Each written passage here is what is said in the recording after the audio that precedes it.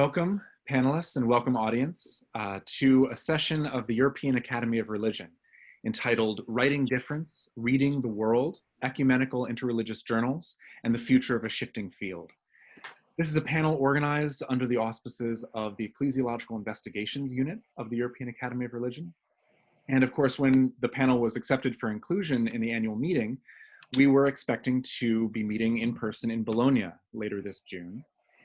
And while, of course, it's a disappointment that we can't do that in person due to the pandemic, the silver lining here is that we've gained the ability to share this conversation more broadly than we would have otherwise. So I'm looking forward to continuing this conversation, not only with you, but in a variety of ways with new conversation partners as well. Just to set things up, set the stage, all of the participants in this panel are editors of academic or ecclesiological journals dedicated in different ways to ecumenical and interreligious matters. So accordingly, they're journals that deal also with matters of public and political urgency. The purpose of our panel today is to take stock of how these several journals, each in their different way, who are all dedicated to scholarship dealing with religious difference and common ground, how they've each approached differently the entanglement between intra-religious division, interreligious relations, and what we could call trans-religious dynamics, whether those are psychological, cultural, economic, political, ecological, and so forth. It seems clear that none of these arenas can be viewed in isolation from the others, and yet how those connections are to be made and what impact those connections are meant to have on public consciousness around religion are all open questions. So we've gathered editors from several English language journals. There are, of course, many excellent journals in other languages, to get a sense together and to try to come to a common understanding, or at least a shared appreciation of the challenges faced by the field and by the role of the journals in shaping that field. My name is Aaron Hollander. I'm the Associate Director of the Graymoor Ecumenical and Interreligious Institute in New York City, and Associate Editor of the journal Ecumenical Trends. It's my great pleasure and honor to be chairing this panel with my colleagues, and I'll introduce each of them before handing things over. Stephen Brown, if you'd raise your hand, has been editor of the Ecumenical Review since 2017. He was previously managing editor of the ecumenical news agency, Ecumenical News International.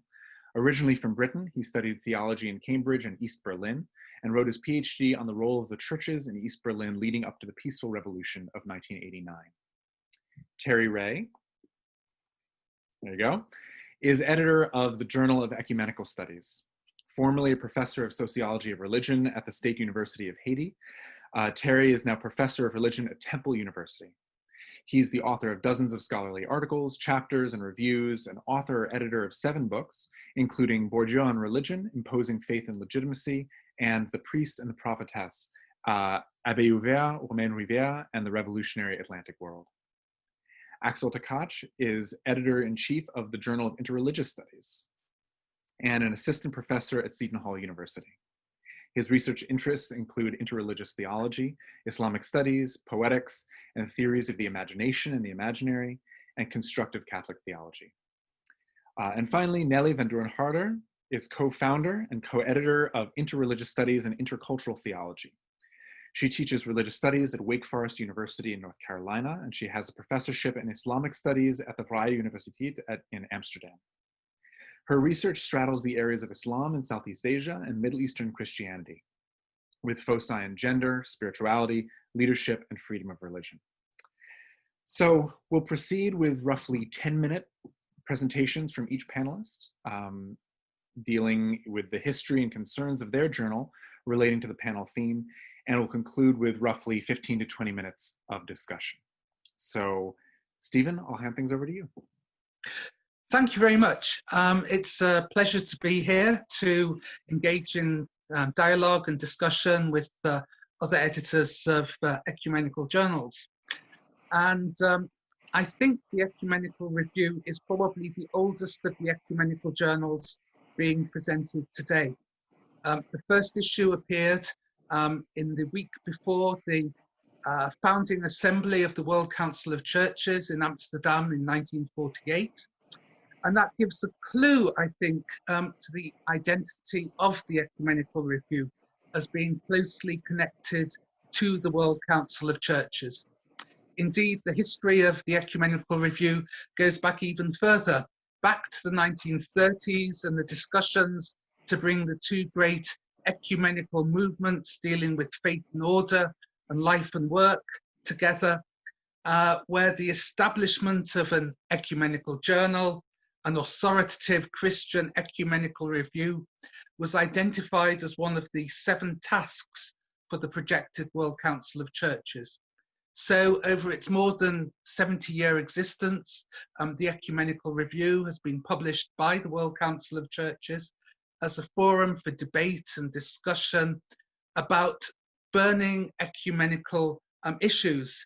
It's been both a chronicler of the World Council of Churches, but also seeking to try and advance the ecumenical vision and reality beyond the institutional boundaries of the World Council of Churches, which today brings together about 350 churches from mainly Protestant, Anglican, Orthodox, and independent background. But although it's been published by the World Council of Churches, it's not what you might call the WCC's official organ. Right back in the introduction to the first issue in 1948, Willem Visser-Toft, the first General Secretary of the WCC, who was also the first editor of the Ecumenical Review, spoke of it as being part of the ecumenical conversation between churches, bringing them together in true fellowship. Yet at the same time, this ecumenical conversation needed to be reflect a struggle for truth. Visser-Toft said he hoped that readers would not only tolerate, but also welcome uncompromising frankness of speech. How can we come closer to each other, he asked, if we do not say what we believe? And so one of the key tasks for the Ecumenical Review in the first years of its existence was to widen the ecumenical conversation beyond the members of the World Council of Churches. So even if back then there was no institutional relationship between the WCC and the Roman Catholic Church, the pages of the Ecumenical Review were open to Catholic scholars such as Yves Congar. And although the Russian Orthodox Church at that time was not a WCC member, the Ecumenical Review offered an overview of developments ecclesiologically in the Soviet Union and Eastern Europe. In a way, I guess, although there were back in those days no endowed chairs, or maybe only very few, in ecumenical studies or ecumenical theology, the Ecumenical Review offered itself in a sort of way as to what we might together today call a virtual department of ecumenical studies and theology. So, for example, during the Second Vatican Council in the early 1960s, the Ecumenical Review maintained a regular commentary on developments. So much for the beginnings of Ecumenical Review. Where would we locate it today? I think I would say that it has essentially 4 main functions. Firstly, to articulate and to continue to articulate the ecumenical vision and visions, and to offer a space for debate and discussion on the challenges facing the ecumenical movement. Second, to be an academic resource and to stimulate research, including interaction with secular world disciplines. Thirdly, to maintain the ecumenical memory and history. And fourthly, and not least important, to support ecumenical education and formation, and to help nurture a new generation of ecumenical scholars and researchers. So in a sense, where would we locate ourselves now as a journal in terms of ecumenical issues, what might be called interreligious issues, or extra-religious issues, what some people might call non-theological issues? Maybe it's too simple an answer, but the World Council of Churches is concerned with the whole of what you call the oikumene, the whole inhabited world. I already mentioned, I think, how the ecumenical review was the product, in some sense, of bringing together the movements of life and work, which dealt with issues of society and how churches needed to work together to deal with issues about peace and justice in society, and faith and order, which sought to find ways to overcome the confessional differences between churches. So the focus of ecumenical review has always been wider than doctrinal or theological discussions between churches. And when I'm in discussion with some of my French colleagues, for example, that's always one of the bones of contention, because they say when we talk about ecumenism or the ecumenical movement, our focus is very firmly that the movement for church and interconfessional unity. At the same time, I think there's been different phases in the history of ecumenical review. In the 1950s and early 1960s, there was still a strong focus on ecumenical conversation and opening out the ecumenical movement from being a largely Protestant endeavor to include the Roman Catholic and Orthodox churches. In the late 1960s and the 1970s, it became maybe more of a forum for conversation between the WCC and its member churches, especially on issues related to church and society, not least the struggle against racism.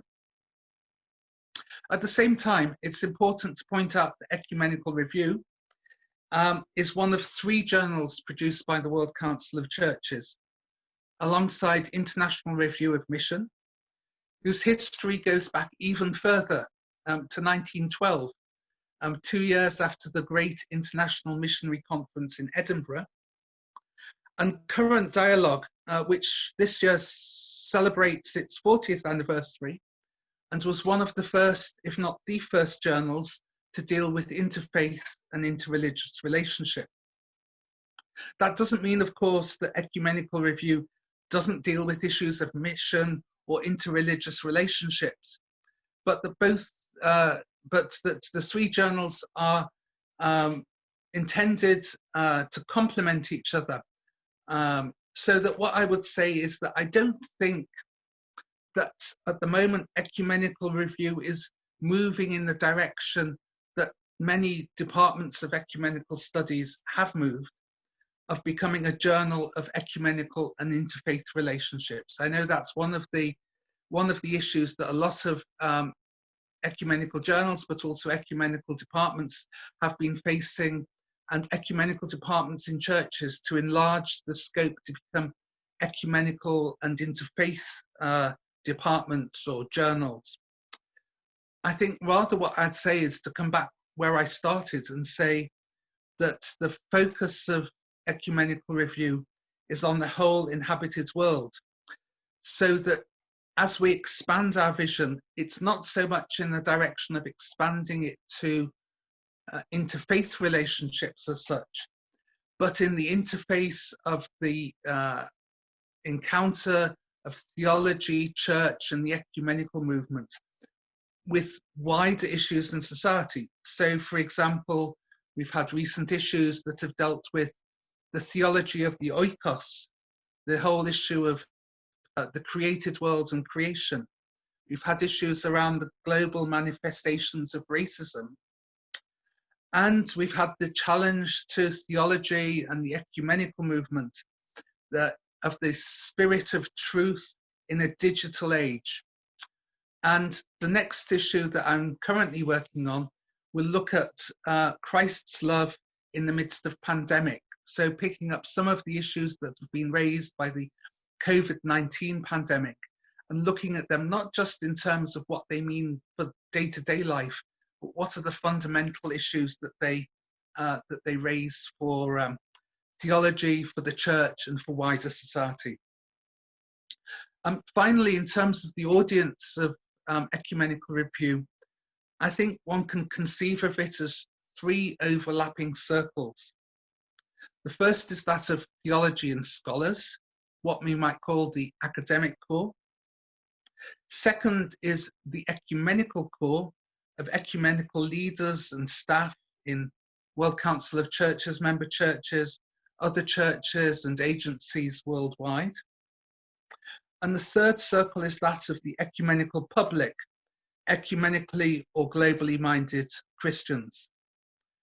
And I think that looking back over the last 70 years or so, one can see a shift in the focus in terms of those three publics or those three core audiences, from the ecumenical public, which I think was the audience in Visitovce, going beyond the institutional boundaries of the church, through to the 1960s, 1970s of the ecumenical core of member churches, and in a sense now to greater prominence for the academic core of theologians and scholars, and the dialogue of theology and ecumenism with wider issues in the academic world. Thanks very much, Stephen. We'll proceed right on with the other journals in turn. I certainly have questions, and I think we've got a fine foundation there. But let's hand things over now to Terry Ray. Thank you, Aaron. It's a pleasure to be a part of this distinguished panel. Thank you, Stephen, for your presentation, and I look forward to Nelly's and Axel's as well, and to our follow-up Q&A. The Journal of Ecumenical Studies was founded in 1964 by two Catholic theologians, Leonard and Arlene Swidler, in large part inspired by the Second Vatican Council. Len Swidler was then on the faculty at Duquesne University in Pittsburgh, and he held a doctorate in history from the University of Wisconsin-Madison, as well as a license in Catholic theology from the University of Tübingen in Germany. In Germany, he befriended and worked closely with Professor Hans Küng, who was one of the most liberal and ecumenically minded theologians involved in the council, and of course, one of the giants of Catholic theology of our age. The journal was never just about ecumenism, really, as early on it became an important platform for Jewish-Christian dialogue. In 1966, Swidler took a faculty position at Temple University in Philadelphia, and JES, the Journal of Ecumenical Studies, came with him, where it remains housed today. A professor of Catholic thought and interreligious dialogue, Swidler was one of the first members of Temple's new and innovative departments of religion in a then new and emergent field called religious studies. The Department of Religion at Temple grew in part out of Temple's recently departed School of Theology. The university was about to gain state-related status, hence the departure of the school in 1958. One theologian remained, Ernst Stoffler, and he was tasked with the mission to establish a Department of Religion at Temple, which he indeed did. The journal found here a welcome place and a supportive intellectual home, because the entire department was launched and orientated by Max Muller's famous assertion that if you know only one religion, you don't know any at all. And by the belief that, and I don't believe this had ever been done anywhere before really, but the founders of the department believed that scholars who were insiders to them were best suited to teach about discrete faith traditions. So Temple hired a Catholic to teach all things Catholic, namely Len Swidler, a Jew to teach all things Jewish, a Muslim to teach all things Islamic, a Chinese philosopher to teach Confucianism and Taoism, and an Indian guru to teach Hinduism, and so on. By the end of the next decade, the department counted 22 full-time tenure-track faculty members and 175 doctoral students. And dialogue was an important part of its entire ethos.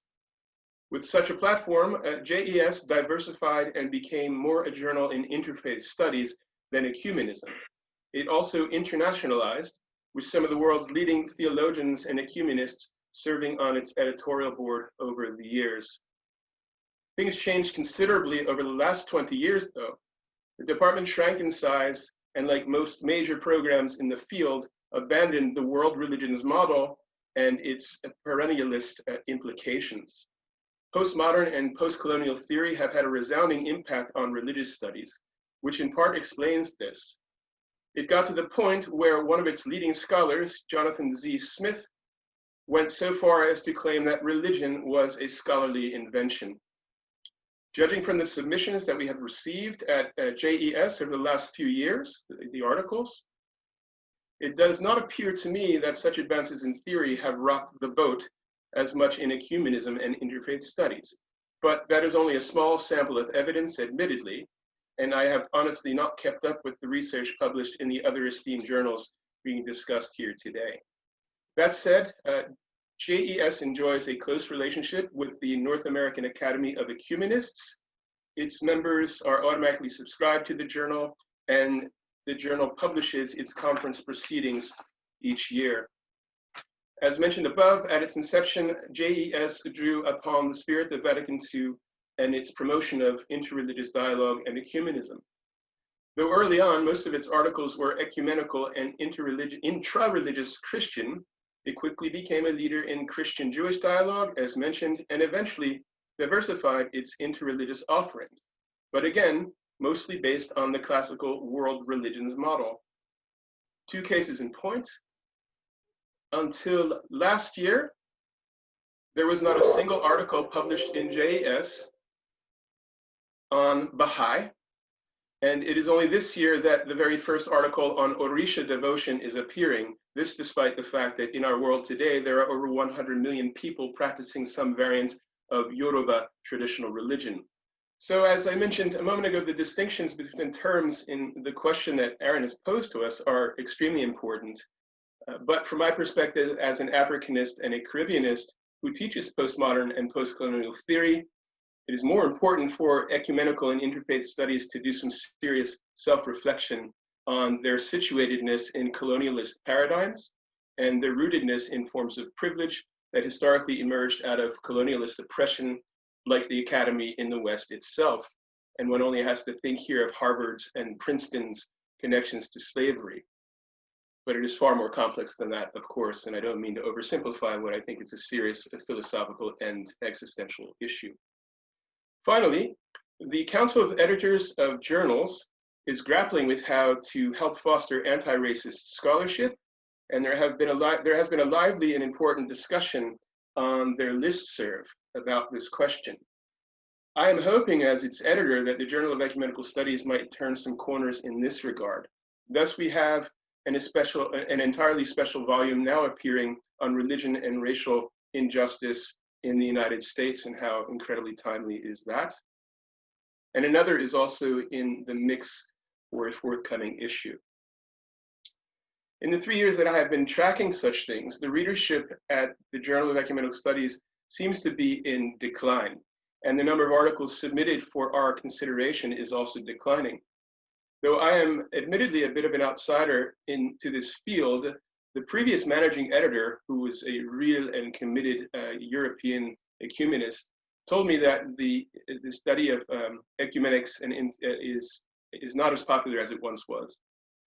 That is one reason for the aforementioned declines at JES, but another surely is the proliferation of academic journals, some of which are for-profit, deceitful, and predatory.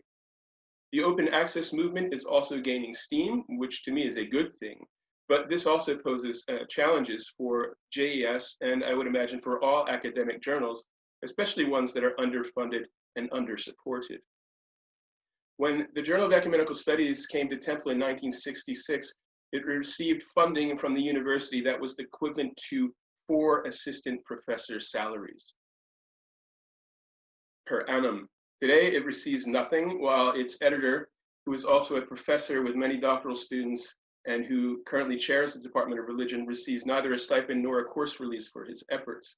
But to end on a more positive note, some excellent scholarship is still being published in JES each issue, and it is more diverse than ever. Not just in terms of the subject matter, but also in terms of the identities of the authors who submit articles and the reviewers who opine on them. Over the last few years, for example, I would estimate that nearly 20% of our submissions have come from West Africa, especially Nigeria. Finally, a word on language. It is no fault of our own that English is the hegemonic language of academia, but as submissions continue to filter in from increasingly non-Anglophone parts of the world, our journal at least is facing mounting challenges on the editing front that could be partially my own fault for not wishing to reject an article simply because the English is faulty. It strikes me as unfair, especially when the submission is coming from a developing nation. For our journal to remain relevant on more than just an academic level, I believe it needs to invest more time and energy, and hopefully funds, into supporting such scholars and publishing their work. I have in fact lobbied to begin publishing articles in Arabic, French, German, Spanish, and Portuguese, but this has fallen on deaf ears, and our publisher is entirely opposed to the idea outright. Thank you all very much, and I look forward to hearing Nelly and Axel share with us their insights. Thanks so much, Terry. And I also am looking forward to hearing Axel and Nelly, but I'm afraid you're going to have to suffer through me first. I didn't mention earlier, I think I didn't mention earlier, that we're going in chronological order. So introducing each journal in turn in the order in which it began to be published, from the Ecumenical Review to JES. Ecumenical Trends now falls in the middle of this before we turn to the two dedicated interreligious studies journals. So Ecumenical Trends is the journal of the Graymoor Ecumenical and Interreligious Institute, where I'm associate editor. GEII itself is a ministry of the Franciscan Friars of the Atonement, a Franciscan, Roman Catholic Franciscan society, which has its roots actually in the Anglican Church, being received into the Roman Catholic Church in the early part of the last century. But the journal itself is much younger than the society. It began in 1970 as a merger between two other periodicals. The first was a periodical called The Lamp, which had been begun in 1903 by Father Paul Watson as a monthly confessional periodical dedicated to Catholic life. And Catholic life in this sense included, and maybe was especially focused on, Catholic life in the Anglican Church, in which Father Paul was at the time a priest, in which he envisioned returning to the Catholic Church. So the ecumenical vision, and at that time, a Catholic ecumenical vision grounded in return theology, was the organizing ethos of the Lamp periodical, which dealt mostly with Catholic life, and it was a vehicle for bringing the work of the Friars of the Atonement to the Catholic public. After Paul Watson's death, the journal continued to shift into increasingly into issues of church and society in a variety of ways that we've been talking about, but it would have been not too far off something along the lines of Christianity Today, in the sense of being a magazine meant more for educated but popular consumption. And at this point, unlike Christianity Today, was a very overtly Catholic periodical. The second journal that was merged into Ecumenical Trends was something known as Faith and Order Trends, which was published by the National Council of Churches in the US. And it was intended to engage with more scholarly or theological issues in the forefront of ecumenical conversation, in the US context especially. So in 1970, the Graymoor Institute assumed responsibility for Faith and Order Trends, which the NCC was no longer able to publish, renamed it, merged it with The Lamp, and shut down separate publication of The Lamp. And so what we ended up with, and here again, taking note of the timing of JES, the timing is very similar and the logic is very similar, being that this is a post-Vatican II injection of Catholic energy into the ecumenical movement and vice versa. The two concerns of The Lamp and Faith and Order Trends were merged. And so Ecumenical Trends became a semi-scholarly vehicle for dealing with church and society, which had been its concern from the beginning, and ecumenical issues, both scholarly and grassroots, reporting on current events, but also inviting scholarly reflection on those events. So although, Ecumenical Trends was originally conceived in this vein of a popular journal, not as a site for extensive scholarly essays. It published news of ecumenical accords, documents, reflection on those documents, events that were taking place. There were opinion pieces and interviews.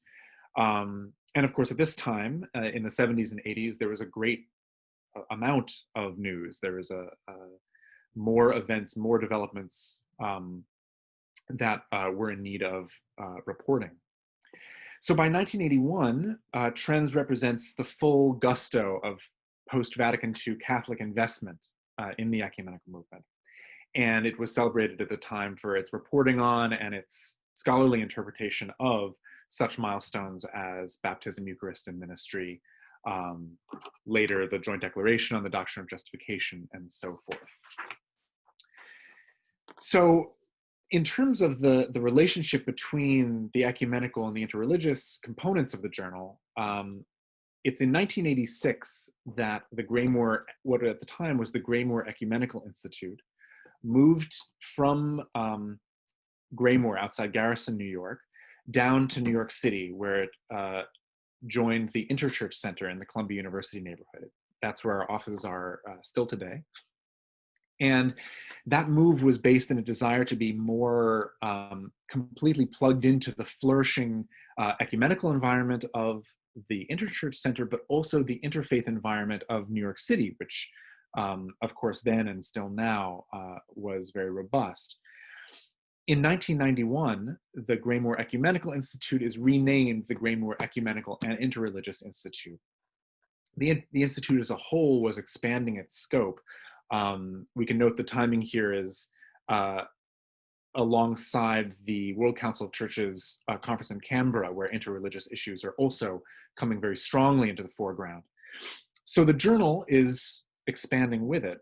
And since that time, we've been reckoning with and wrestling with precisely the kinds of issues that this panel is posing, not just, well, we need to be dealing with interreligious issues, and as Stephen noted, those, the interreligious reality of the oikumene has been there from the very beginning. It's always been part of the ecumenical conversation, straight back to the mission-minded ecumenism of, say, 1910. The relation between missionary endeavors and Christian witness and non-Christian religions and their witness, and what is meant to be, what is the relationship there. These have been ecumenical concerns from the very beginning, but how an ecumenical institute is meant to deal with them concretely has been something that we've been thinking about and making different kinds of decisions about since the early 90s. Today, Ecumenical Trends is trying to position itself in the vein of accessible scholarship, in the sense of drawing on scholarly perspectives and being plugged into the Academy of Religion, but also being committed in a real way to public engagement. Our audience includes religious leaders, pastors, interfaith NGOs, both Christian and Muslim. I know we have Muslim subscribers. I'm not sure about others, but that's certainly part of our intention to be a resource beyond our primarily Christian audience. But the goal is to offer something distinctive at the borders between the Academy of Religion and the religious communities with which we're concerned. And combining reporting on trends in our name, current events, current developments in ecumenical and interreligious affairs, with scholarly reflection, pastoral reflection, and indeed political reflection, civic reflection on the significance of those dynamics of religious difference and common ground. So, on the specific issue of this entanglement, since 1991, as I mentioned, Ecumenical Trends has been explicitly invested in interreligious issues, and of course it's been dealing with religion and society issues since the very beginning in its first formulation as the Lamp. Today, the editors, of which I'm one, understand interreligious studies to be implied in and included in ecumenical studies, and vice versa. It's not to say that they're identical. Obviously, ecumenical encounters or discussions and interreligious encounters and discussions have different objectives. They put people into conversation on different terms. Those who are involved in those discussions understand themselves to be relating to one another in the one case as belonging to, in some way, the same endeavor versus not necessarily so. There's a lot more that could be said about that, which of course we don't need to go over in great depth. But our understanding as editors is simply that these two realities are always implied and entailed in one another. As we might say with the ecumenical review, that life and work, classically understood life and work and faith and order issues, while there's a historical difference, they're always included in one another and implicative of one another. They can't simply be separated out and left to their own devices. That being said, there's still a tension that has to be negotiated here. The role of the Institute is as a site for the integration and collision of different perspectives. And there are plenty of authors and plenty of readers of ecumenical trends who would distinguish between ecumenical and interreligious issues much more sharply than we would as editors. Anywhere up to and including what to me is the always astonishing perspective that theology and politics should be kept at arm's length. But that's a perspective that, while I don't share it, it's reaching to and being in conversation with those who who uphold that perspective is something that we're committed to doing. So how do we do that? It's a real bind. We can't just choose a side and get on with it. We can't just sidestep the issue and say, we're just not going to worry about it all, anything goes. Because the extent to which interreligious issues and ecumenical issues are entangled is itself, we've come to perceive, a potentially ecumenically divisive issue. So we might, as editors, have a well-reasoned take that we understand to be correct, but the tensions around the extent to which it's correct are themselves part of the ecumenical landscape. So we are, this is an ongoing negotiation. It's something I invite your reflections on as well, in the sense of who are we perhaps implicitly excluding by positioning ourselves quite concretely as more broadly minded in construing the ecumenical field. It's not a dissimilar dynamic. It's not identical, but not totally dissimilar from how certain kinds of moral commitments, for example, are standing in support of refugee communities or the Black Lives Matter movement in different ways. We've been producing issues in ecumenical trends that engage with these matters and brought perspectives on, for example, the legacy of 1619 and the complicity of the churches in the presence and after effects of slavery, as we did last year. Those kinds of engagements, while we take them to be morally sound, are potentially alienating to precisely those members of our society and our ecumenical conversation who we need to be in conversation with. And we can't simply say, we don't want to go there, so we're not going to touch that. Okay, we have to be able to take that step in conversation to avoid a more serious slide into sectarianism than what we're already seeing. Okay, I will end momentarily. Just one more thing to say about this in terms of where we see ourselves going at this moment. Obviously, we're committed as a sort of bridge between academic and ecumenical or public consciousness around religion, religious difference. We're conscious of our obligation to be meeting readers where they are, but also thinking about what is actually needed in society. What is the role that we're playing as a journal? To what way can we contribute to strengthening relationships between religious communities and making space for religious freedom and religious interaction, constructive religious interaction in the public sphere. And in that sense, we have to be thinking in we have to be opening ourselves to new questions, potentially very uncomfortable questions. We have to be thinking about the young, for example. Young people, the ways that they are thinking and engaging with religion in ways that are often misunderstood and misrepresented in the media and mainstream conversations about youth and religion. We have to be thinking, for example, about evangelical and Pentecostal perspectives in different ways than have been done in the past. We have to be thinking about multiple religious belonging.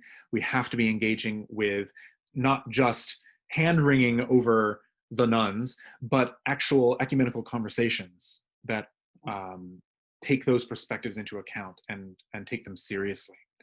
Our perspective is that the field, the discipline of ecumenical studies and interreligious studies, we dare not ignore these things. And if ecumenical trends is going to mean anything, it's having the courage and creativity to stick our nose into these issues and see what turns up. So thanks for taking that perspective on board. I think already anticipating an excellent discussion. And I will now turn things over to Axel for the Journal of Interreligious Studies. Thank you. All right, thank you very much. Really enjoying these overviews and histories and challenges. So I'll begin. Yeah, I'm the editor for the Journal of Interreligious Studies, which was founded in 2009. So it's one of the younger ones. It was the creation of two graduate students at the time. Stephanie Varney Hughes was at Union Theological Seminary, and Rabbi Joshua Stanton was attending rabbinical school in Jerusalem. And at the time, as they recount, there seemed to be a gap in the collection of journals in the study of religion and theology in terms of explicit interreligious work. They noticed an increasing number of graduate students and younger scholars working at the intersection of multiple religions, some confessionally and others non-confessionally. They weren't doing comparative religion exactly. They weren't doing comparative theology exactly. They weren't necessarily in the field of religious studies proper, say, focusing on area studies or textual, historical, and philological work. Some were involved in interreligious dialogue and some weren't.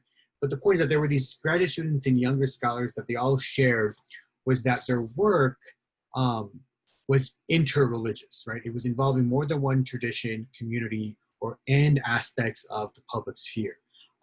So it was sort of this liminal space, a little bit of comparative work, a little bit of ecumenical, a little bit of dialogue, but some confessional, some not. And so, for instance, in some examples, a scholar or community organizer of interfaith dialogue may want to write an academic reflection on their work, right? They need both, sort of a scholar practitioner. Where would they publish it? Even I would say an interreligious or comparative theologian, their work borders on interreligious studies in some sort of second or, in some way. And they may not be doing that though. So where would they publish it? So as they recount, there was perhaps a gap, at least in the North American context, for this explicitly interreligious journal. Because in Europe, I do think there were studies in interreligious dialogue, and by then universities had committed some professorships to interreligious and interfaith dialogue. So I think in this respect, the United States was in a way behind in a lot of ways with the way the academy was moving in Europe. Anyway, so this journal was founded as interreligious dialogue and eventually changed to interreligious studies, the journal up, right? There are some other major players, both in this journal and what has been called sort of the field of interreligious and interfaith studies. For instance, Jenny Peace and EuARe Rose. In 2012, the journal did find a home at Circle, the Center for Interreligious and Communal Leadership, which was a joint venture of Hebrew College in Andover Newton Theological Seminary. And Jenny Peace and EuARe Rose were the co-directors of Circle at the time at Hebrew College in Andover region. And Jenny Peace also began the process of forming the EuARe group, Interreligious Interfaith Studies. I think exactly around 2009 as well. So that's the working group at the journal. It's been around now for more than 10 years. So now that's not to say that in the North American context, there weren't an abundance of interfaith organizations. Like there were the North American Interfaith Network, the Interfaith Youth Corps, the United Religions Initiative, the Parliament of World Religions, Interfaith Center in New York, and the list to go on, especially if you include all the local and regional interfaith centers across the North American context. But that was the point, I guess. There needed to be a space to discuss in a scholarly and academic way what was happening sort of on the ground, as it were. And so the journal sought to be that space to say, well, what's happening at this community, at this center, at this institution, what works, what doesn't work.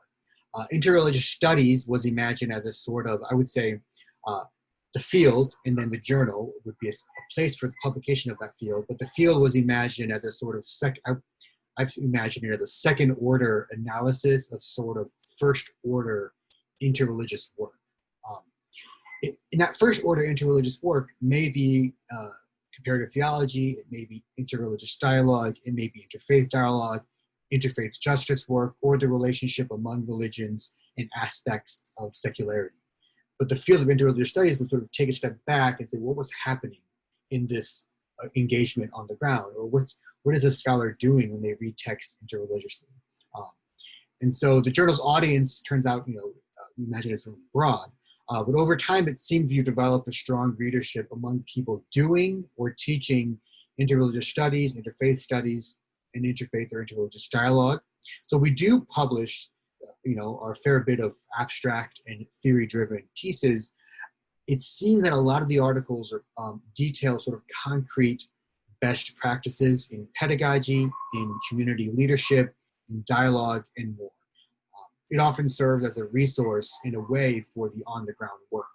So something happens on the ground, it's shared in the journal in an academic perspective, and someone else elsewhere, that's how we envision the goal, reads it, and maybe can implement a permutation of what they learned in that article.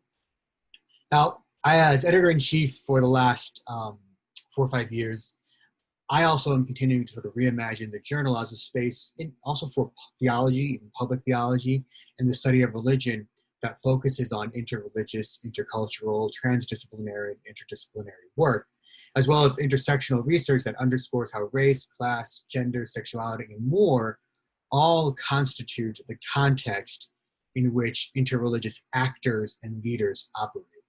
That is, if anything, what the study of religion has demonstrated is that all religion is, in effect, interreligion, right? All religion is interreligion. Jewish, Christian, Islamic, Hindu, Buddhist, so on and so forth.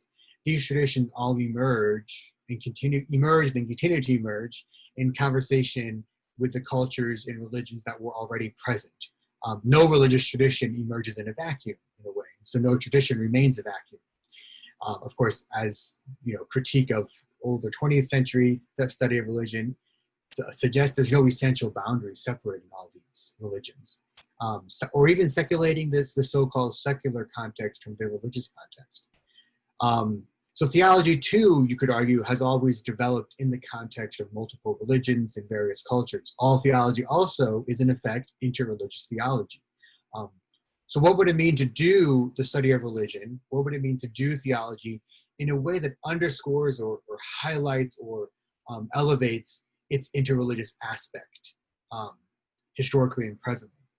So for instance, some examples I always give, right? How would a scholar of South Asian religions write an article on Muslims practicing yoga in the 16th century Mughal Empire, but as an interreligious studies piece, as opposed to an area studies, philological or historical piece, right? So how could you highlight the interreligious nature and develop theories from that? Or how could a Christian theologian write a piece on early native Mexican devotion to Our Lady de Guadalupe, but again, as an interreligious piece? The same goes for a scholar of, to bring up what Terry said, Yoruba religion, traditions, right? Certainly an interreligious piece could be written on how the tradition has interacted with Christianity and Islam, both in Africa and Latin America. The list goes on, right? As editor, I've attempted to expand the purview a little bit of the journal to include everything from interreligious studies, dialogue, theology, history, and more. So presently, the journal is published by Boston University School of Theology and Hebrew College, which now houses the Miller Center for Interreligious Learning and Leadership. And so the journal sort of is a subset of that. It's also working in official collaboration with Hartford Seminary. And the structure of the journal works to spread out responsibilities among institutions, thereby drawing inspiration from differing contexts based on the academic expertise housed at various institutions. That's sort of one of the models we have. And a models of what we think is sort of hoping to meet the challenge that I'll mention in the other part. So I do think I really appreciate the definition of interreligious studies provided by Kate McCarthy in the book Interreligious Interfaith Studies. And I do want to share it because I think it's very helpful in framing what the journal is trying to do as well. Interreligious studies is a sub-discipline of religious studies that engages in the scholarly and religiously neutral description, multidisciplinary analysis, and theoretical framing of the interactions of religiously different people and groups, including the intersections of religion and secularity. It examines these interactions in historical and contemporary contexts and in relation to other social systems and forces, and like other disciplines with applied dimensions, it aims to serve the public good by bringing its analyses to bear on practical approaches to issues in religiously diverse societies. So that's how she defines it, which I think is a great definition. I would add, though, that I also, as editor, have since tried to give an increased attention to interreligious theology, theological work written by scholars who are confessionally religious, part of a community or not, that tries to sort of give a public aspect to their study. As far as the extra-religious or non-theological nature of articles, they tend to be about how religious communities and traditions intersect with aspects of secularity, the state, the economy, public education, geopolitical forces, and international relations. A lot of this is sort of, that's where it's going. I was thinking about this as I was listening to Terry and Stephen, that, if the history of this work seems to be starting with ecumenical studies, then interfaith studies, and interreligious studies is now bringing in aspects of secularity into all of this. Like Aaron was saying, it tends to be more political now because we're realizing through these critical lenses that nothing is happening in the vacuum, right? I would say that interreligious studies, and thus the journal, is in a way a natural offshoot of one of the most important takeaways from the study of religion in the last 20th century, and what I mentioned before. Religious beliefs, practices, and identities are not a single cause of individual or societal behavior and actions. They are not the single component of individual and social identities, and they are not the single cause of either peaceful or violent actions. They themselves do not exist in a cultural, social, political, economic vacuum. So state-sponsored and financially powerful institutions have a disproportionate impact on interactions among religious traditions and communities, as do contemporary imaginaries or ideologies such as capitalism and racism. So interreligious studies, and consequently the journal, I think, is seeking to attend to these complex forces. Whereas 30, 40, 50 years ago, an article would be written on why a certain religious belief causes or doesn't cause peace or violence. The study of religion shows, and now interreligious studies is saying, wait a second, it's far more complicated than that. So it's trying to bring this all in. So I'll end there. I do have some challenges also, but I'll wait for that for the discussion perhaps, if that makes sense. Wonderful. Thank you so much, Axel. And we'll turn finally now to Nellie, and then see where that takes us. Nellie, go ahead. Thank you. Well, thank you all, and thank you especially to Aaron for organizing this panel, and also thank you all for sharing the background of your respective journals, because I think especially the things that Axel said, that were very closely connected with the same issues that I've been thinking about, and that basically we're the underlying reason that we founded the journal that we call Interreligious Studies and Intercultural Theology, ICIT in short. And we were founded in 2015. the first edition started to come out in 2016. And the background to that is that the movement of studying religious, interreligious engagement and what they call intercultural theology in Europe was very much driven by individuals. And in Amsterdam, we had Hendrik Vroom, who in the 1980s founded a journal called Studies in Interreligious Dialogue, SID. And then connected to SID, he launched the European Society for Intercultural Theology and Interreligious Studies, which is called EuARe. And that was in 2005. And I must say, I remember I was at the founding meeting in 2005 and I was extremely ticked off because they were talking about founding fathers and they had a podium full of men only. And I couldn't get over that for a couple of years, but basically over time, Henk and I started to work together in the Center for Islamic Theology that he also launched at the Free University, the Vrije Universiteit in Amsterdam.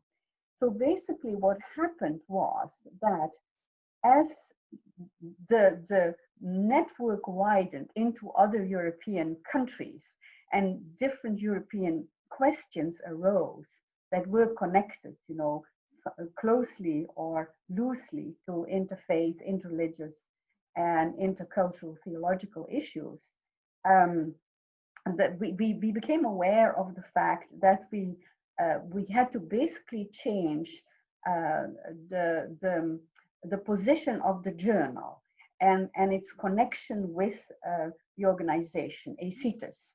And because the journal was not online, SID was not online. And I heard, for example, Terry talk about, you know, these new challenges that we're facing with open access and connecting with the rest of the world.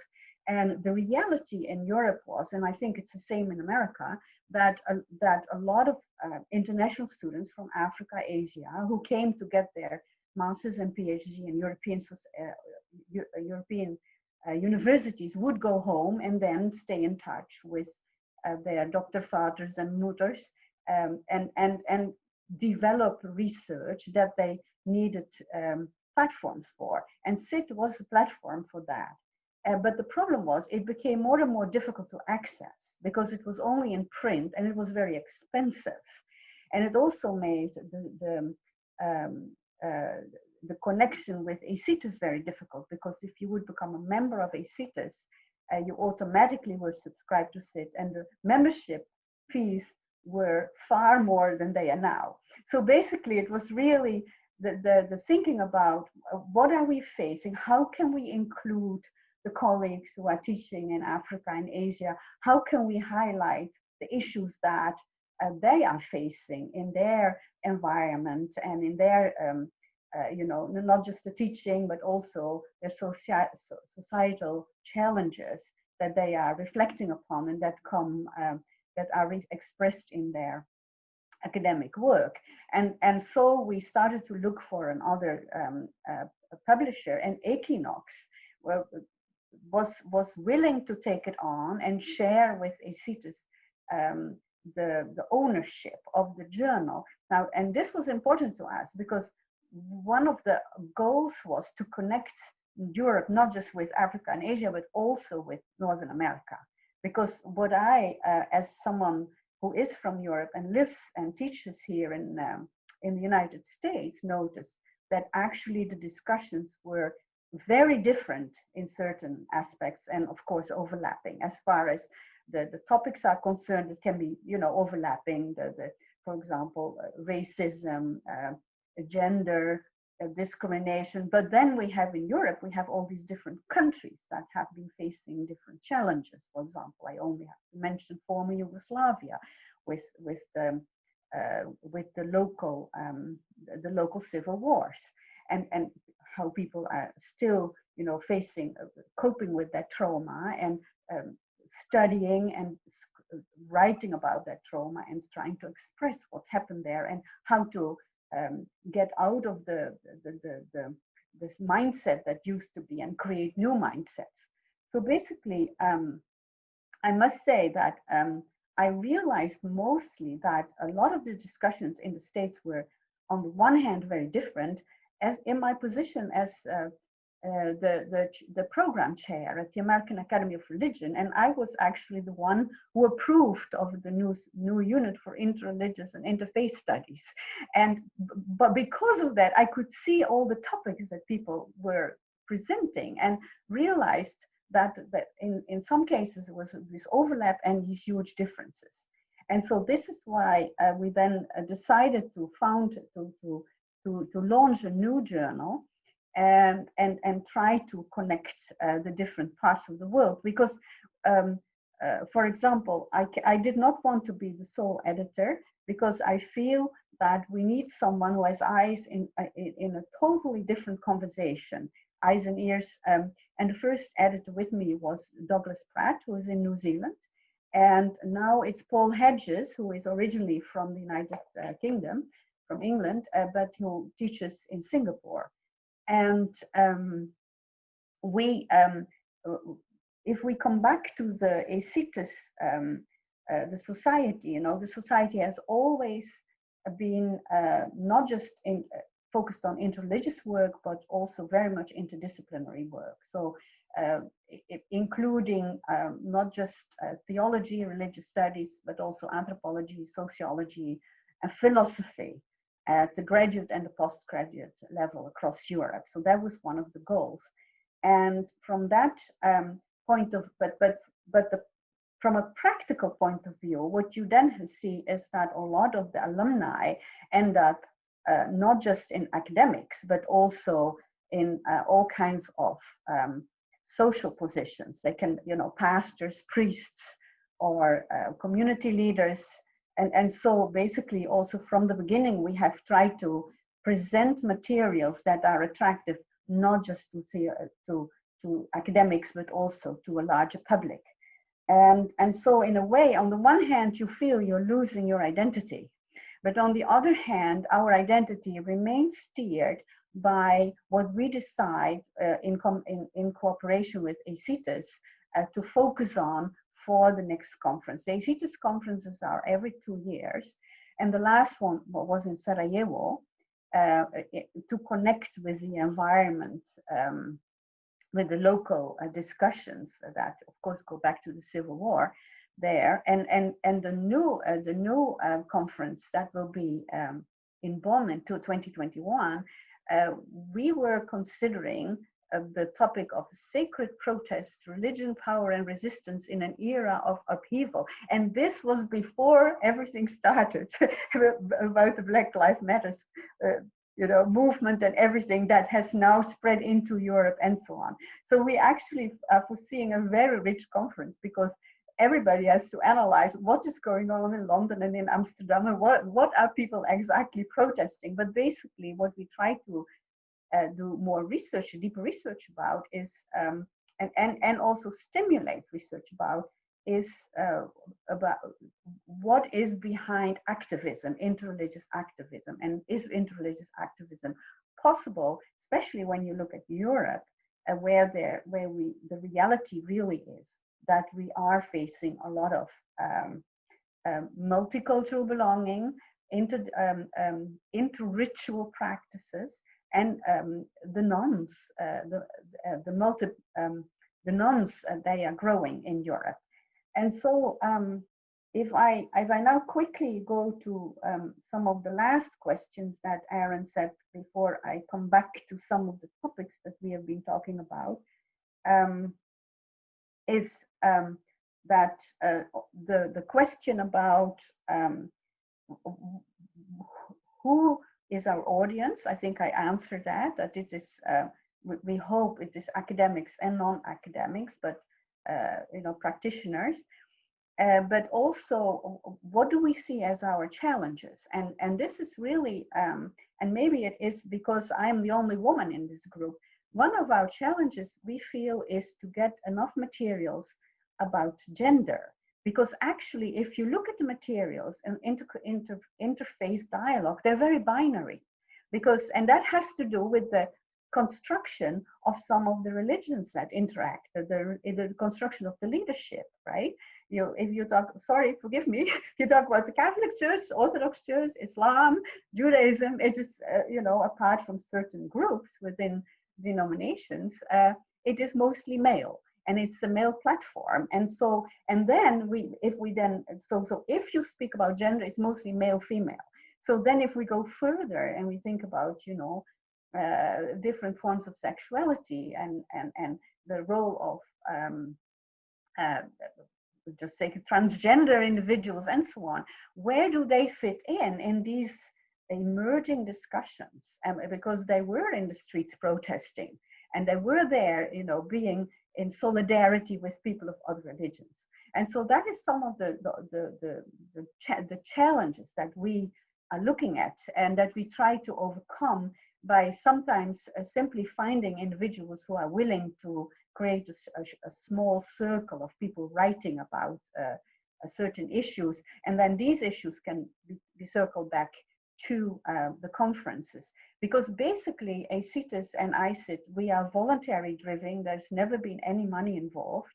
And it is really a group of engaged scholars that like to meet each other, like to hear about the work they're doing, and that stay in very close contact with each other. So in a way, the bottom line is also creating a network that connects Europe with North America, but also the rest of the world. And we are working on special issues with Asian colleagues. Next year, the first issue will be an issue on African issues, talking about Yoruba, the different modes of interfaith engagement and intercultural theology in the African continent. And we have different articles that really cover a very wide and broad area of attention, but is in a way very Catholic driven. So you see, you have these pockets that are very productive and pockets that are not, or that where the production doesn't come in our visor. And so that is to us one of the big discussions and challenges. How do we actually find the topics that matter, that people really are concerned with, and how can we address them? And because there are so many inter this and inter that and multi this and multi that going on, but then to focus on what are the discussions and the debates that people can really actually use in their teaching, use in their work environment, and that they maybe then will take on and develop further. So I think I have everything that you asked us to address, Aaron. I might have forgotten something, but I'll stop here for now so that we can start a discussion. Wonderful. Thank you so much, Nelly. No, that was really excellent. And we do have, call it 15 or 20 minutes for conversation. I'm just delighted by the richness of these presentations and the ways that they're raising issues that are cutting across between the journals. I want to hand things over to you and invite you to pose questions to one another that you think are most pressing. But before we do that, I just want to raise, to signal that there were two, in what I heard here, two themes that I really think were in the foreground and areas where conversation among us now might be especially fruitful. One is, of course, thinking about the challenges faced by our journals in particular, whether those are pragmatic challenges around readership and accessibility, and especially international accessibility given changing demographics in authorship and readership. Also challenges stemming from what we've described as the overwhelmingly male, and it must be said overwhelmingly white, leadership of the field, again, relative to a field which is in no way exhausted by that. So thinking about the challenges of the field and the journals I think there's more to be said, and we can be speaking together about this. The other issue that I saw coming to the fore, I think, in all of our conversations in one way or another, are questions around the moral horizon of this field and the role of the journals in pursuing moral ends. In other words, if given the opportunity to conceive of ecumenical studies or interreligious studies along the lines of something like political science on the one hand, defined by its subject matter irrespective of moral position, or on the other hand, thinking of it more in terms of something like peace and conflict studies, dedicated to a subject matter, but organized and oriented with a moral commitment. It seems to me that all of us are saying we're falling somewhere in that latter construal. In which case, can we get a little clearer on what that moral orientation of the field is? So those are two things that come to my mind hearing you all speak. But Stephen, let me hand things over to you, because you had signaled earlier you wanted to address something to do with the challenges of our field in particular. Oh, and you're muted, so let's all unmute ourselves. Thank you very much for that. I mean, yeah. I had some questions to raise, and in the meantime, the questions that I wanted to raise maybe have been raised by other people.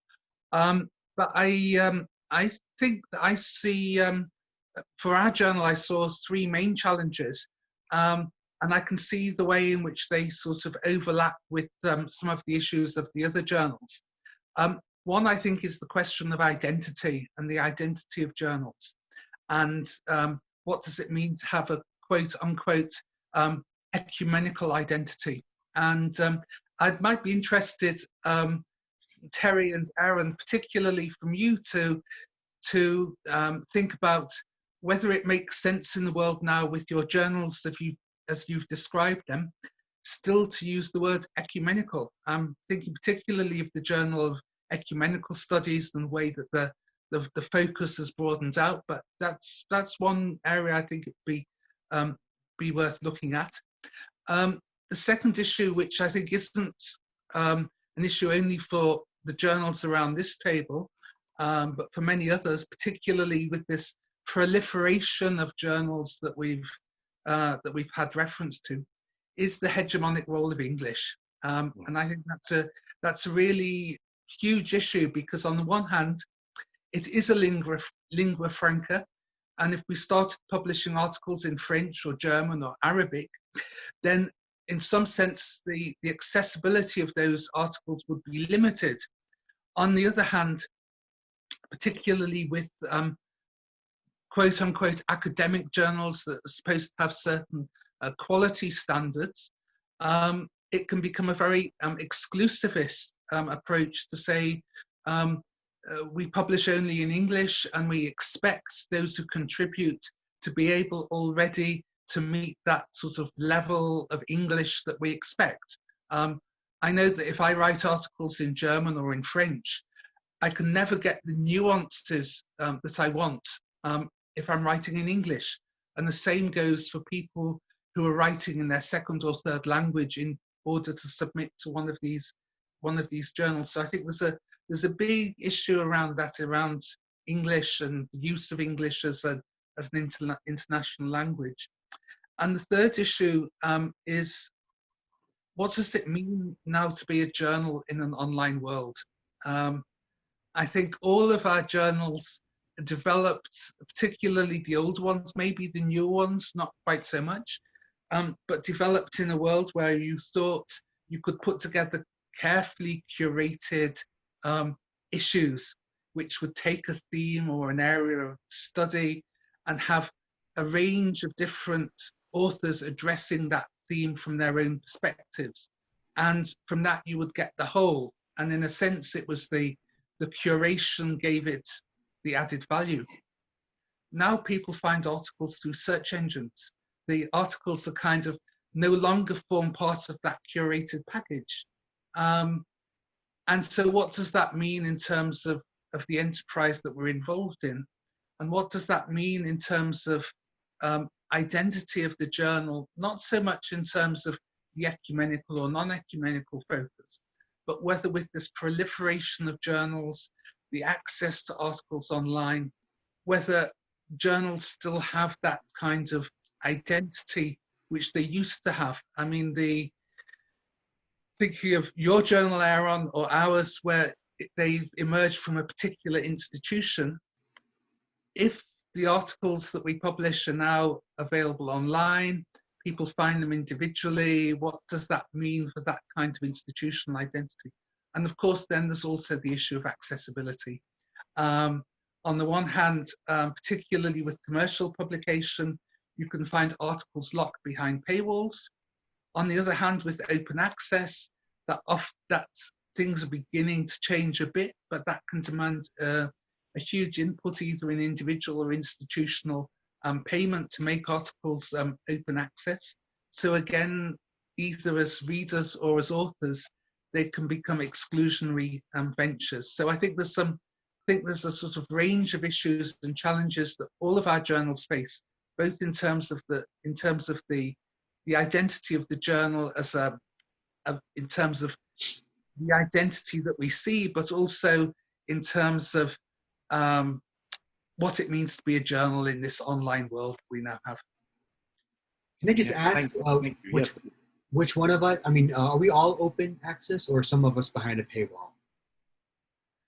We're a hybrid journal. So we have some articles which are behind a paywall, some articles which are open access, and our publisher Wiley has got increasingly national agreements, for example, now with Germany or the United Kingdom, so that most academic institutions in Germany and the United Kingdom, if you're attached to one of these institutions, then your articles can be open access. But it's still a pretty much hit and miss sort of thing.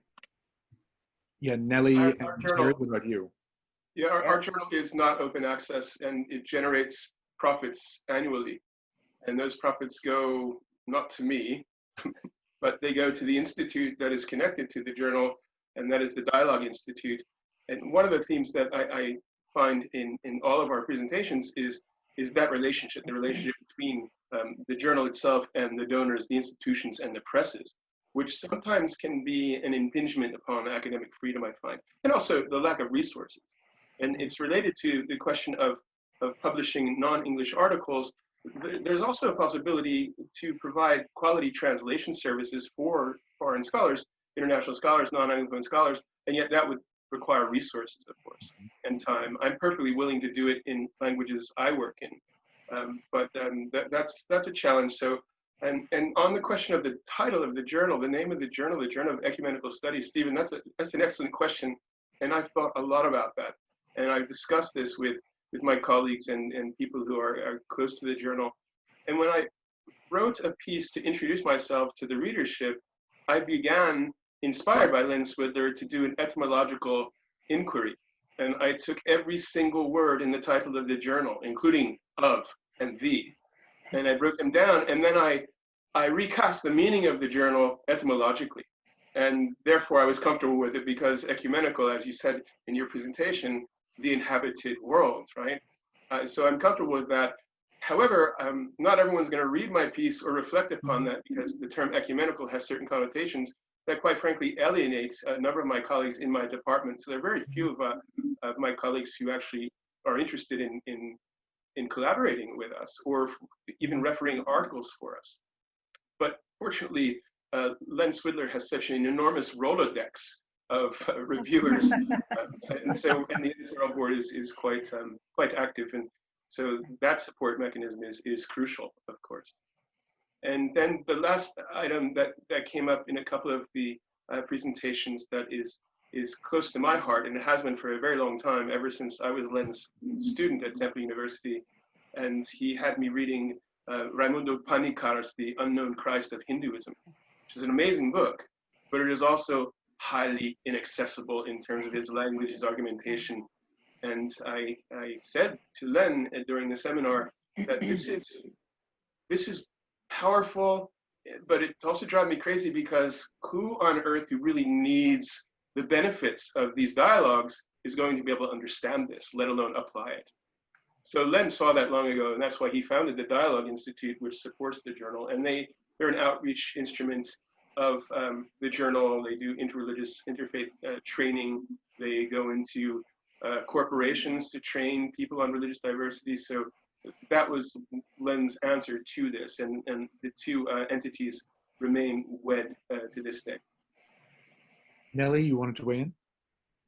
Well, I wanted to come back to Stephen's question about the open access, but our journal is, it is not totally open access. There is a paywall, but it's a very weak paywall.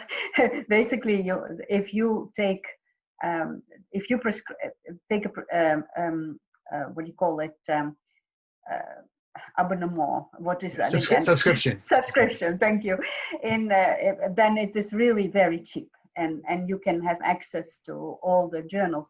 But I personally do not see what Stephen brings up of the carefully curated, journal issues, and that you miss certain articles when you go online and find articles. I mean, when you use search engines, and that is, I often end up with Terry's journal when I look for something about Indonesia, for example, and when you go through search engines and you look for certain articles will come up. There will be in a certain journal that you might normally not pay attention to. And I think the fact that the article is being read is important in this day and age. And often you will see the entire table of contents come up as well. So I do not see that as the main problem. But I also want to come back to your issue about languages, because one of the trends worldwide is that, and now I can give an example from Indonesia, for example. My colleagues in Indonesia are required to write articles in English in international journals. That is a requirement to get tenure and promotion. German, French, Indonesian does not count here. And I mean, there is a sort of, scale of how they figure in certain publications. And so in a way, what we try to do is if we get an article that's very interesting, but the English is really unacceptable, we ask the author if they can find someone to help them with the English, and then resubmit it. And then we try to find a volunteer who helps with the English. Does not always work. As we know, there are some articles in our journal where the English is not perfect. But where they fell through the cracks.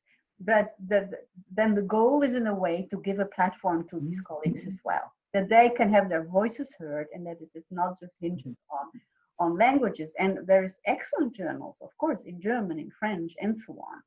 But the reality is that a lot of scholars worldwide do not have access to those very specific languages, and English is the main access language. That's just something we have to live with.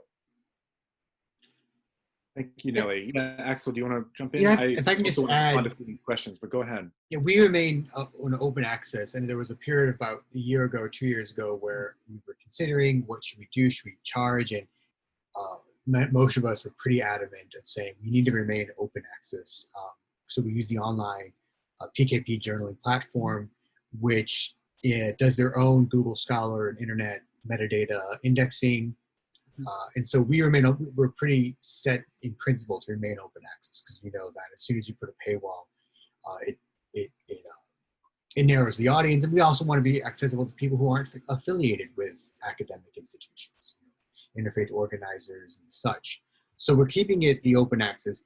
Part of the thing is that we are also, as I said, our model, our structure is to remain BU School of Theology and Hebrew College are the official sort of publishers. Hartford is contributing some work as well, but they sort of all contribute to finance the operation. And it's, it's basically spreading out the burden. And we like this model. I think it's good for now. It helps to spread out the burden of how much it costs to keep the journal running. On the other hand, it has its own issues. The process of becoming ATLA indexed has been just lengthened and complicated, because now you have to deal with various legal institutions on the legal language and what that means, who owns what. And so, of course, the departments dealing with the legal affairs of each institution is reading it and giving their feedback. So it makes it complicated, but we do think it works that way. What's interesting for me about the international nature is of course, we've seen some articles where the English, could be better, we could edit it. What I'm finding, sometimes I receive articles, say, from different parts of the world, and I personally find it difficult to separate sort of, am I giving an academic critique of this article, or am I just being, Occidental-normative, Western normative, and what I expect an article to do? So I've received a handful of articles where it's about some interfaith work or interreligious work in parts of Africa or South Asia, and maybe sociological, these are the institutions detailing, and it's great, but the argument is basically, here's what's going on, or the argument is religious harmony and peace is possible, I can't take this. On the other hand, I want to be able to share that work, like, look at all these major institutions, but it's not an academic article. So these are some, so I'm trying to separate, am I just being hegemonic and what I expect articles to do or not? So that's something that I find, is the Anglophone Western Academy being exclusionary or not, right? That's one thing to think about that I was looking at. But I do find that I'm responding to these challenges. I do think the field of interreligious studies has a place also in a secular academy, for sure. And so that's what the journal is also trying to make the case for, and that the field is trying to make the case for, that you can teach interreligious studies in a secular way as well, where non-religious professionals and non-religious people, whatever you want to talk about, can benefit. In fact, we're trying to organize a conference on this, where we're looking at not just the interreligious work happening at divinity schools and seminaries and theology and religious departments, but also why is interreligious studies beneficial for doctors, nurses, lawyers, business associates, etc., as a way of looking at it. So that's one thing. And I think, the challenge with respect to political leanings and the such, there was a point, if someone writes an article detailing something that's totally adverse to some, to some sentiment, about white supremacy or something, and why it's related to Christianity, I don't know, I'm thinking out loud. Even if it's a well-researched article, we're not going to publish something that furthers some ideology, I suppose, that doesn't stand within some basic, what do they call it, the Overton window or whatever, of what's allowed or acceptable. And so there are, in a sense, some leanings that we do commit to. As a journal, I think it's heavily influenced by feminist studies as well. Mm-hmm. The journal has been set on that respect. That's something to think about as well. Thanks, Axel. And I want to come back. You ended on this issue of the kind of the moral commitments of the journal, and I want to pose that to others as well and open that up. But just to respond briefly to Stephen's questions, which I think are really profound and important, and you asked our perspective as trends as well. So Ecumenical Trends is not open access, but here again, like everything we do, it's sort of hybrid. There is a paywall. The technology is out of date. We were in the process of totally overhauling the website and the online indexing and everything when the pandemic hit, and all of that has been shunted to a back burner. The cost of online access is very, very low. The whole operation of the journal loses money. It's conceived of as a ministry rather than a profit enterprise. But because it's still behind a paywall, the accessibility is very low. And so we encourage authors to share broadly, to post it on your personal website, to disseminate as you see fit. There's zero red tape around any of this because it's the private enterprise of the society. So that facilitates it. It's a breath of fresh air for authors who are used to receiving, sternly worded, mafia threats from journals about posting on your personal site. That being said, it's not nearly as accessible as it could be or should be. And Stephen, your question about role of the journal in the online world, I think this isn't just about questions of print or online or questions of paywall or not, but it's also the pace of things, as you were suggesting as well. We recently went from publishing trends 11 times a year, essentially a monthly periodical with a summer break, to 6 times a year. And the rationale was that allows us to be more strategic about issues. We can be constructing them in a more deliberate way. We can be drawing on more sort of research perspectives. And I think it has improved the quality of the journal without a doubt, but it slows down the pace. And when you think about, okay, what are the articles that are really making a difference? Thinking, you know, the think piece, right? The long form think piece in the Atlantic or Rolling Stone, or, I mean, you name it, right? Those are just a couple of examples. Christianity Today, even. I mean, you can think about things closer to our field. And that's kind of that highly shareable, highly accessible, well-educated, but very deliberately meant for a sort of public framing and public consumption. That's where a lot of this conversation, I think, has to be. And the fact of the pandemic has been pushing us to be rethinking, what are we doing? Are we going to be doing podcasts? Are we going to be doing more more contributions to those in those kind of ways, or are we taking away the paywall entirely? There are a lot of possibilities. On the question of ecumenical, like Terry, I've spent a lot of time thinking about this and written about it as well. I do think it's important to retain the term ecumenical for a couple of reasons, and I absolutely recognize that it can be alienating, and I respect the reasons why it would be alienating, not least in academic settings. You know, this is my own background. I'm coming out of the University of Chicago, where probably shouldn't say too much, but there was a lot of resistance to my own thinking and constructing my project in explicitly ecumenical terms. What I meant by that was a world apart from, you know, the ecumenical movement of the early 20th century or mid 20th century, and yet those associations are so baked into people's consciousness that has to be respected. That's part of what communication is. Yet at the same time, I think on the one hand, for interreligious studies, it's very important that we not just say, right, ecumenical studies had its day, now we're doing interreligious studies. Because ecumenical studies and the ecumenical movement have resources and have worked through problems that interreligious studies as an emerging discipline are either wrestling with and would benefit from drawing on those resources, or by turning in a new direction are at risk of sort of missing the boat on some of those things entirely. Interreligious studies needs to be able to account for intra-religious division. And it's not to say that it doesn't, but it needs the kinds of resources that ecumenical studies has in spades. And by jettisoning that, I think it's easy to feel like that wheel has to be reinvented, and it doesn't.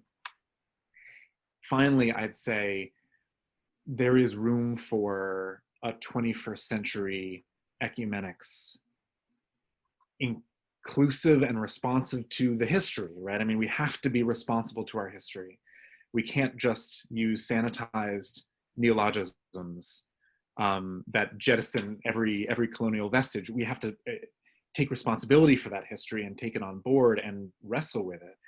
But at the same time, I think that etymological approach that Terry is talking about is actually very promising, because the ecumenical, it not only includes the common ground itself, that oikumene, which is thoroughly and originally interreligious, it's also transhuman.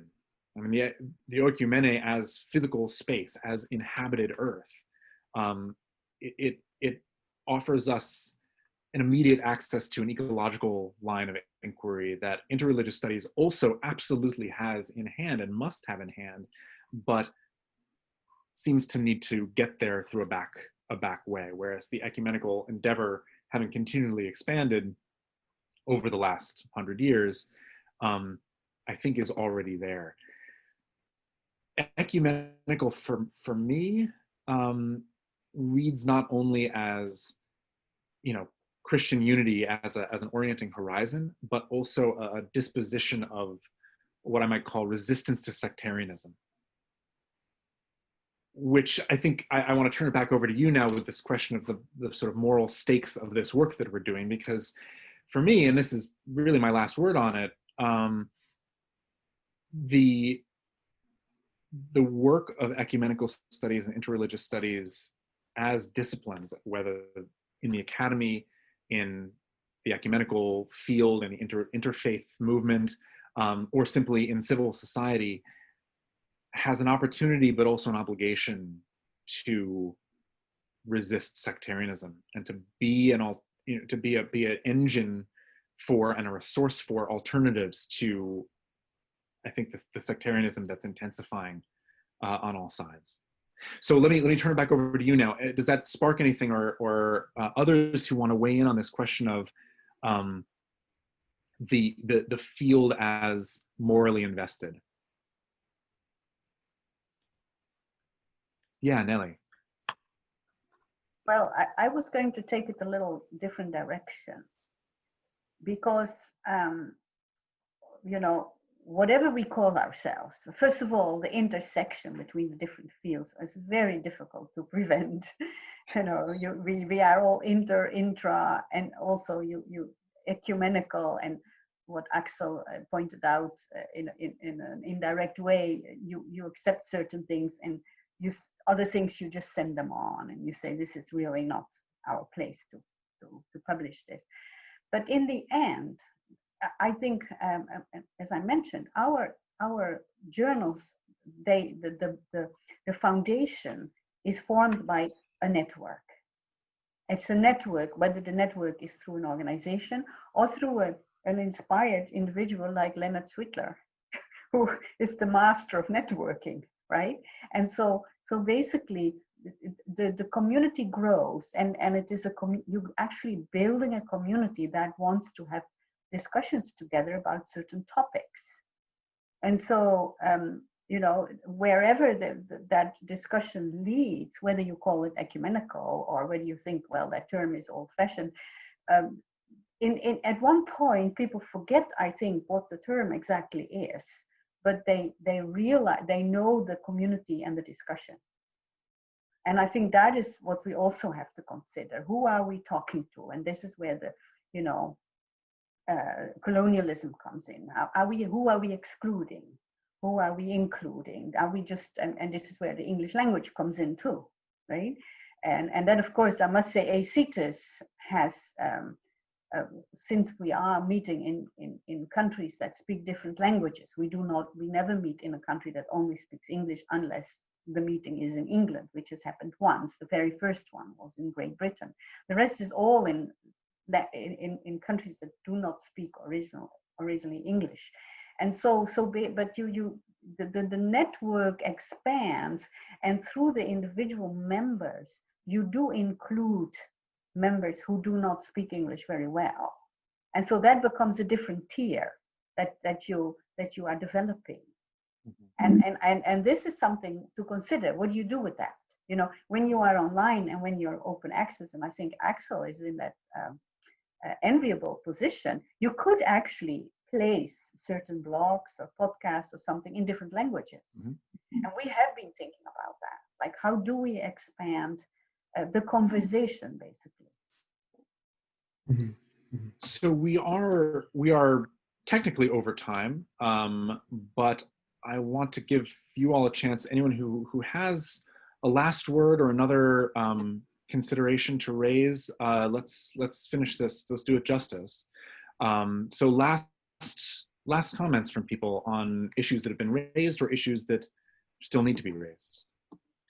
Well, I would just add, to respond to your question quickly, Aaron, that the moral horizon of the journal, like I said, that our journal of Interreligious Studies is marked by a strongly feminist studies approach, and I would say largely the field of interreligious studies itself, enabling both practices of teaching, so enabling students and scholars to understand, more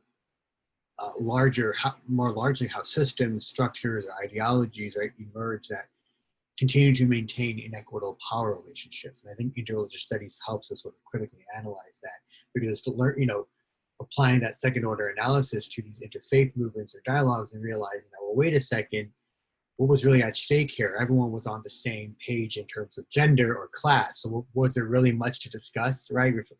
Or these disagreements on these certain practices were really a mark of colonialism, empire, or race, or class, right? And so I think disentangling and understanding that is helpful. And so yes, in a sense, the moral horizon is one that continues to try to make visible those invisible marks of racism or patriarchy, or forms of late capitalism that I think are increasingly marking interreligious engagement in ways that we need to sort of be aware of. And so yes, if that can be called a moral horizon, then yeah, that would be it, right? I mean, helping people understand that to work against those sort of hegemonic structures, I suppose. And to be open and honest about that. I mean, I think this is a bugbear in the academy of how to what extent do we lay our cards on the table about our commitments? And I think interreligious studies in particular has been, I mean, ecumenical studies, that's been very easy since it's rooted in a kind of confessional project.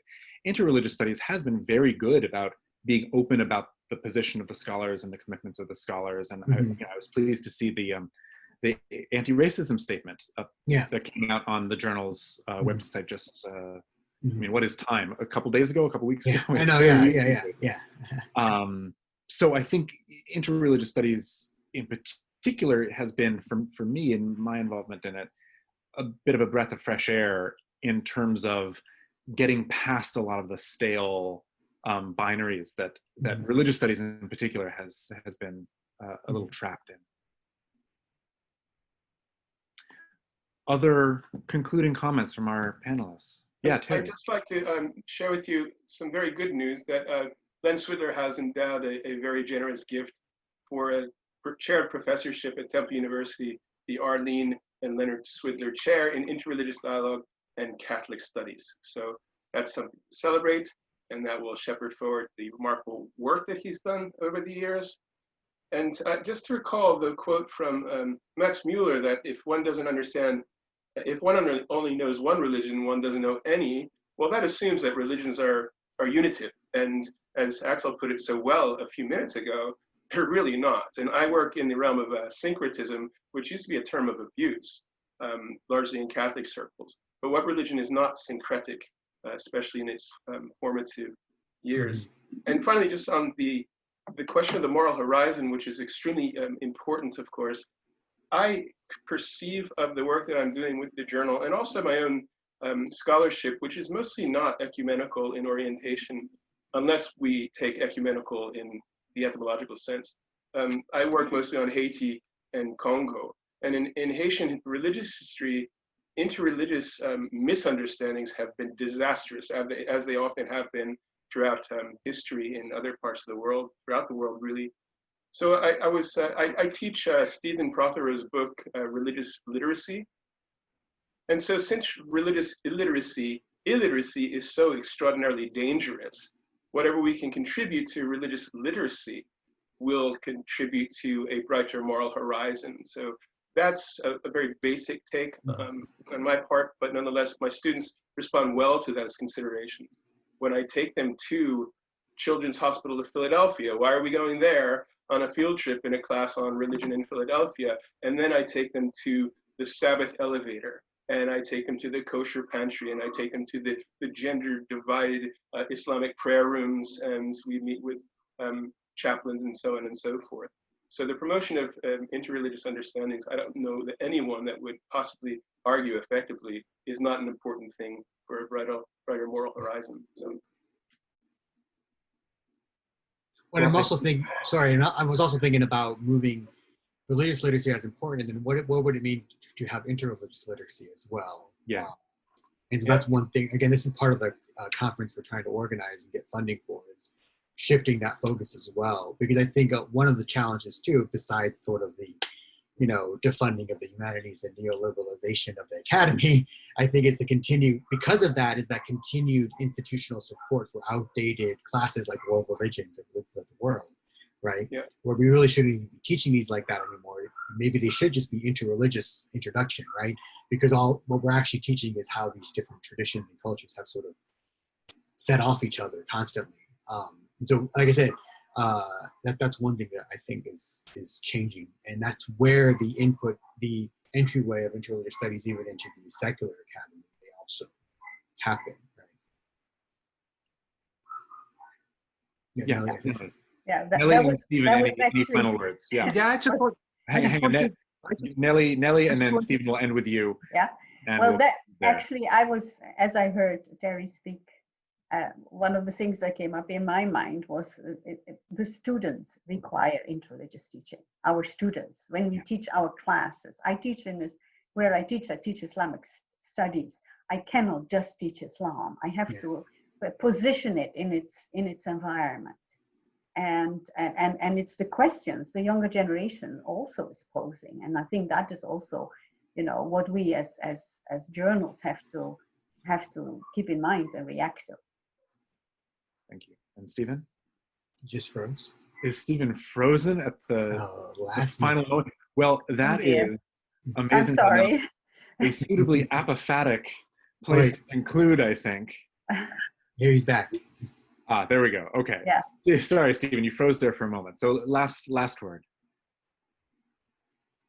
I think he's catching up, maybe.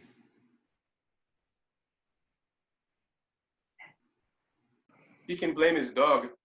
Yes. So I suppose a suitably apophatic place to conclude our panel with technical difficulties, but conclude we must. So it's been my great pleasure and privilege to bring this group together. I hope this is only the beginning. We'll be able to continue this conversation in various ways. There will be a written version, which can be responded to in different ways and excerpted. And we wish you, those who are watching this, and any other participants in the European Academy who are undertaking virtual panels like this, the very, very best of fortune. Stay well, stay safe, and to be continued. All right. Thank you very much, Thank you. everyone. Bye-bye. Thank you very much. Bye. Thank you.